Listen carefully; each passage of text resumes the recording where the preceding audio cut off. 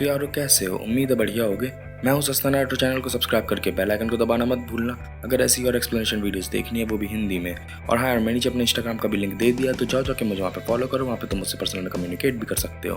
अब फटाफट बिना किसी देरी के वीडियो को शुरू कर लेते हैं। तो सीजन 1 के आखिरी एपिसोड की शुरुआत में वो शख्स बांसुरी बजा रहा होता है और उसकी बांसुरी की आवाज भी तेज होती जा रही होती है, जिसपे और भी वैन क्लैन के मरे हुए सैनिकों की लाशें ज़ॉम्बी बनकर खड़ी हो जाती हैं और फिर वो उसके इशारे पे इन पे हमला कर देती हैं। पर वो सिर्फ वैन क्लैन के ही सैनिकों को ही मार रही होती हैं। तभी वैन चाओ वैन जूलियो से बोलता है उसकी रक्षा करने के लिए, जिसपे वो आगे जाके उन ज़ॉम्बी से लड़ने लगता है। पर वो इतने सारे होते हैं कि वो अकेले उन सब के लिए काफ़ी नहीं होता है और वो वहाँ पर जितने भी सैनिक होते हैं उनको मार रहे होते हैं। जिसपे जो जियांग चैंग होता है वो बोलता है कि ये ज़ॉम्बीज सिर्फ वैन क्लैन के सैनिकों को मार रहे हैं। जिसपे लानछान बोलता है कि वो जो कोई भी है पर हमारा दुश्मन नहीं है और ऐसा लग रहा है कि वो हमारा दोस्त ही होगा। तभी वैन चाओ वहाँ से भागने लगता है, तभी कोई पीछे से उसका पैर पकड़ लेता है और वो नीचे गिर जाता है। जब हम लोग को पैर पकड़ने वाला ज़ॉम्बी दिखाया जाता है तो वो कोई और नहीं बल्कि उसकी पत्नी की नौकरानी होती है। पर वो उसके हाथ में काट लेती है। तभी वो वैन जूलियो को बुलाता है और वैन जूलियो वहाँ आकर उसके हाथ से अलग करके उसको साइड से फेंक देता है। जिसपे वो बहुत डरावने तरीके से अपना सर पीछे करती है और उसको देखती है और उसके बाद वापस से खड़ी हो जाती है। उसके बाद वो शख्स नीचे उतर के आता है और उसके अगल बगल एक एनर्जी का गोला सा बना हुआ होता है। फिर वो वैन जूलियो के पास पहुंचता है और उससे बोलता है कि क्या तुम्हें सच में ऐसा लगता है कि तुम इसकी बेकार ज़िंदगी को मुझसे बचा सकते हो? उधर जियांग चैंग को उसकी आवाज़ हल्की जानी पहचानी सी लग रही होती है। तभी वैन जूलियो उस पर हमला कर देता है। फिर वो शख्स अपना एक बार करके ही वैन जूलियो को हवा में उठा लेता है और उसको वफादार कुत्ता कहकर बुलाता है। जिस पे वैन जूलियो उससे बोलता है कि मुझ पे क्लैन लीडर के बहुत सारे एहसान हैं और मुझे उनको चुकाना ही होगा। इस पे वो शख्स भड़क कर उससे बोलता है कि तो तुम अपने एहसान दूसरों की ज़िंदगी से चुकाओगे। फिर वो आसपास के सारे ज़ॉम्बीज से एनर्जी लेता है अपने हाथ में और उसके बाद वैन जूलियो के कोर मेल्टिंग हैंड को ही एनर्जी की मदद से अपने एक इशारे पे पूरी तरीके से तोड़ देता है, उसको मोड़ कर उसको घुमा देता है। फिर वो उस पर एक बार करता है और उसकी गोल्डन कॉर को बाहर निकाल लेता है और उसकी गोल्डन कॉर निकालने के बाद उसको तोड़ देता है। फिर वो आगे वैन चाओ की ओर बढ़ता है, ये कहते हुए कि हम दोबारा से मिल गए। और फिर उसके बाद हम लोग को उसका चेहरा दिखाया जाता है और ये शख्स कोई और नहीं बल्कि वी वुशियानी होता है और वो अब डेमोनिक कल्टीवेशन शुरू कर चुका होता है। फिर वो वैन चाओ वहाँ से घबराकर भागने लगता है, उससे ये कहते हुए कि अगर तुमने मुझ पे हाथ लगाया तो मेरे पिता तुम्हें जिंदा नहीं छोड़ेंगे। इस पे वी वुशियान उस नौकरानी ज़ॉम्बी को उस पर छोड़ देता है और वो उसे गिरा कर नीचे उसे जिंदा ही खाना शुरू कर देती है। इधर जियांग चैंग उसे देखकर पहचान जाता है और ये देखकर बहुत ज़्यादा खुश हो रहा होता है कि वो वैन चाओ को इतनी दर्दनाक मौत दे रहा होता है। और फिर उसके बाद सीन शिफ्ट हो जाता है। फिर लानछान उसकी ओर भागता है और उसे रोकने की कोशिश करता है क्योंकि वो बुरी शक्तियों का इस्तेमाल कर रहा होता है। जिस पे वी वुशियान अपने आसपास एक एनर्जी की शील्ड बना लेता है जिसको लानछान पार नहीं कर पा रहा होता। फिर वी वुशियान अपनी बांसुरी बजाना शुरू कर देता है। इसके बाद एकदम से बहुत सारी एनर्जी जमीन से निकलती है बाहर की तरफ और नौकरानी ज़ॉम्बी और वैन चाओ को हवा में उठा लेती है उनके शरीर के आर पार होकर। वो हवा में लटका तड़प रहा होता है, तभी वी वुशियान के इशारे पे और भी एनर्जी आती है और वो दोनों के शरीर को भेद देती है। उसके बाद वी वुशियान तेजी से बांसुरी बजाने लगता है, जिसके बाद दोनों के शरीर के टुकड़े हो जाते हैं। ये सब वैन जूलियो देख रहा होता है, बिल्कुल ही लाचार बना हुआ। फिर कुछ ज़ॉम्बीज उसको भी जिंदा खाना शुरू कर देते हैं और फिर उसके बाद सीन शिफ्ट हो जाता है। फिर लानछन भड़कता हुआ उससे पूछता है कि वेंस के ऑफिस में उन वेंस के सैनिकों को तुमने मारा था और क्या वो तलिस्मान भी तुम्हारे थे? जिस पे वी वुशियान उससे बोलता है कि हाँ, वो मेरे ही थे। फिर लानछान उस पर भड़कता हुआ उससे बोलता है कि अगर तुम इस रास्ते पे चले तो अच्छा नहीं होगा, बुरी शक्ति को कल्टीवेट करने की भारी कीमत चुकानी पड़ती है। मेरे साथ घूसू वापस चलो। इस पर विभूषण उससे भड़कता हुआ बोलता है कि मैं तुम्हारे साथ घूसू हूँ ताकि तुम लोग मेरी कल्टीवेशन बेस को बिगाड़ दो और तुम लोग मुझे ख़त्म कर दो। रही बात बुराई की, भला इन कमीने वेंस से ज़्यादा क्या बुरा होगा। मैं कोई भी कीमत चुकाने को तैयार हूँ और तुम होते कौन हो मुझे रोकने वाले।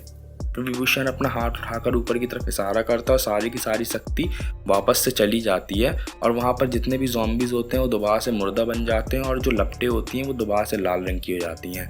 फिर वहाँ पर जियांग चैंग आता है और लानछान से बोलता है कि वी वुशियान का क्या करना है, उसको क्या सज़ा देनी है, वो आपके क्लैन का मामला नहीं है, वो हमारे क्लैन का मामला है और अब आप जाओ यहाँ से। जिस पर लानछान वहाँ से भावुक होकर चला जाता है और फिर उसके बाद सीन शिफ्ट हो जाता है। फिर बताया जाता है कि जियांग चैंग और वी वुशियान ने मिलकर अपनी लड़ाई जारी रखी और जिंगशू जगह को वापस से अपने कब्जे में कर लिया, वैन क्लैन से छुड़ाकर, जो कि पहले जियांग क्लैन की ही एक जगह हुआ करती थी। और उसी जगह के अंदर आता है लोटस फायर शहर, जो कि अब उनका होता है। फिर वी बुशियान ट्रेनिंग के मैदान में दिखाया जाता है, जहाँ पे उसके मन में सारी बातें गूंज रही होती हैं, उसके यहाँ बिताए पुराने दिनों की यादें। फिर वो जियांग क्लैन के हॉल में जाता है, जहाँ पर उसे ऐसा लगता है कि जियांग पुंगमे की आवाज़ उसे बुला रही है और वो पीछे की तरफ मुड़ता है, पर वो सिर्फ उसका एक वहम होता है। तभी वहाँ पर जियांग चैंग आता है, जिस पे वी बुशियान उससे बोलता है कि अंकल और मैडम ली की लाशों को उस कमीने वैन रोहान ने अपने पास ही रख रखा है। इस पे जियांग चैंग उससे बोलता है कि उनकी चीज़ों को पास ही एक जगह पे दफना दिया गया है। फिर विभूषण बोलता है उससे कि वैन रोहान का सर उनके सम्मान में हम लोग बलि चढ़ाएंगे, और उनकी बातें बाहर की तरफ खड़ी येनली सुन रही होती है। फिर वो अपना मूड अच्छा करके वहाँ पे उनके लिए सूप लेके जाती है, और फिर तीनों लोग बैठ के खुश होते हुए सूप पीते हैं, और फिर उसके बाद सीन शिफ्ट हो जाता है। फिर जियांग चैंग विभूषण को बताता है कि वैन रोहान ने उनकी बॉर्डर्स पर और भी सेना बढ़ा दी है, और ये सब देखकर जो बाकी क्लैंस है वो काफ़ी ज़्यादा परेशान है। इस पे विभूषण उससे बोलता है कि एक तरीका है, अगर मुझे वो तलवार मिल जाए जिससे माउंट मूजी में मैंने उस राक्षस कछुए को मारा था, अगर उस तलवार को मैं कल्टीवेट कर सकूँ तो सैनिकों से छुटकारा दिलवा सकता हूँ, क्योंकि तलवार ने सदियों तक राक्षस कछुए के शिकार लोगों की नफरत को अपने अंदर समा लिया था। तो हम लोग को विभूषण दिखाया जाता है, जहाँ पर वो उस तलवार से टाइगर एमुलेट बना रहा होता है, और फिर उसके बाद सीन शिफ्ट हो जाता है। फिर 16 साल बाद का दिखाया जाता है, जहाँ घबरा कर जग जाता है और बोलता है कि मैं क्या इतना बूढ़ा हो गया हूँ कि मुझे पुराने दिनों के सपने आ रहे हैं। अब 16 साल बाद का दिखाया जा रहा होता है, और वो गूसू में होता है, और वो जैसे ही नीचे उतरने के लिए अपना पैर रखता है, उसका पैर फिसल जाता है और नीचे एक जगह खुल जाती है। वो ये देखकर जोर जोर से हंसने लगता है, क्योंकि उस जगह पर लान छान ने शराब छुपाई होती है, जो कि लान छान खुद ही पहले विभूषण के शराब के मटके फोड़ दिया करता था, तो शराब नहीं पीने देता था, और अब वो खुद शराब पी रहा है। फिर गेट पे दोनों जूनियर कल्टीवेटर्स आते हैं उसे खाने पे बुलाने, जिस पे विभूषण उनसे पूछता है क्या लान हुआन भी हमारे साथ खाएंगे, जिस पे वो बताते हैं कि उनके क्लैन लीडर को गोल्डन कार्प टावर में मीटिंग के लिए जाना पड़ा है लियांग फेंग जुन के बुलावे पे। जिस पे विभूषण पूछता है आखिर वो कौन है। बताते हैं कि जिन क्लैन के लीडर जितनी भी हमने तुम्हें बातें बताई थी, क्या तुम वो सब भूल गए। खैर जिनलिंग ने बताया था कि तुम सब कुछ भूल चुके हो, और फिर उसके बाद सीन शिफ्ट हो जाता है।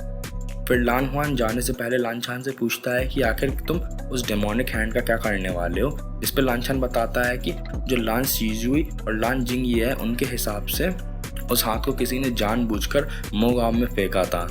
मैं एल्डर्स के साथ मिलकर किसी सुराग का पता लगाने की कोशिश करूंगा, उस हाथ की जांच करके। फिर लान हुआन जाने से पहले उससे बोलता है कि तुम जिस मेहमान को लाए थे उसका अच्छे से ख्याल रखना, और फिर वो 1 महीने तक लान छान को पूरे के पूरे क्लैन की जिम्मेदारी सौंपकर वहाँ से चला जाता है, और फिर उसके बाद सीन शिफ्ट हो जाता है। इधर लान शीजुई और लान जिंगी दोनों जा रहे होते हैं, और रास्ते में बता रहे होते हैं कि लियान पैंगजुन, नी मिंगजियो और लान हुआन तीनों भाइयों जैसे बन गए थे, और इन तीनों की तिगड़ी को कहा जाता था वेनेरेटेड ट्राइड। ये तीनों सनशॉट कैंपेन के दौरान भाइयों जैसे बने थे, और वहाँ पर इनने बहुत ज़्यादा मदद करी थी। खैर अब नाय मिंगजियो तो नहीं रहे, उनकी दिमागी परेशानी के बाद उनकी मौत हो गई थी। फिर दूसरा बोलता है कि उनकी तिगड़ी की मदद से ही वो लोग नाइटलेस सिटी पे समय से पहले हमला कर पाए थे, और 10 दिनों तक वहाँ पर हजारों कल्टीवेटर्स लड़े थे। फिर हम लोग को पहले का विभूषण दिखाया जाता है, और उसके पास आकर जियांग चैंग अपनी तलवार उठाता है, पर जैसे ही विभूषण उस तलवार को पकड़ने वाला होता है, हम लोग को अभी का विभूषण दिखाया जाता है, और वो बहुत ज़्यादा अफसोस में होता है। फिर लान सीजू से बताता है कि वहाँ पर इतने सारे लोग मारे गए थे कि 1 साल तक सारी की सारी जगह खून से लाल हो गई थी। फिर दोनों उसे बताते हैं कि विभूषण जैसे ही अपना टाइगर एमुलेट इस्तेमाल करता था, अनगिनत ज़ॉम्बीज हमला कर देते थे। ऐसा कहा जाता है कि डेमोनिक कल्टीवेशन से पहले वो एक बहुत ही अच्छा कल्टीवेटर था, जो कि सारी 6 की 6 चीज़ों में बहुत ही ज़्यादा अच्छा था। पता नहीं उसके दिमाग में क्या चल रहा था कि उसने डेमोनिक कल्टीवेशन शुरू कर दिया। तभी उन्हें दिखता है कि लिटिल एप्पल गधा एक खरगोश को परेशान कर रहा है, और वो भागकर वहाँ जाते हैं, पर वहाँ पर लांछन आ जाता है और उस खरगोश को गोद में उठा लेता है, और लिटिल एप्पल घबरा कर वहाँ से चला जाता है। ये सब देखकर विभूषण बहुत ज़्यादा गधे पे हंसता है और उससे बोलता है कि मुझे नहीं पता था कि तुम भी ऐसा कर सकते हो, और फिर उसके बाद वो लांछन की ओर देखकर मुस्कुराता है, और फिर उसके बाद एपिसोड खत्म हो जाता है और सीजन 1 भी। खैर तो आज की वीडियो में इतने। अगर वीडियो अच्छी लगी तो वीडियो को लाइक करो, इस वीडियो को जरूर से अपने दोस्तों के साथ शेयर करो, और चैनल को सब्सक्राइब करके बेल आइकन को दबाना बिल्कुल मत भूलना है, तो बिल्कुल मस्ट है। राइट वाली विंडो पे टैप करोगे सीरीज की पूरी प्लेलिस्ट देखनी, और लेफ्ट वाली विंडो पे टैप करोगे अगला एपिसोड देखना। मैं मिलता हूँ तुमसे अगली वीडियो में, तब तक के लिए गुड बाय।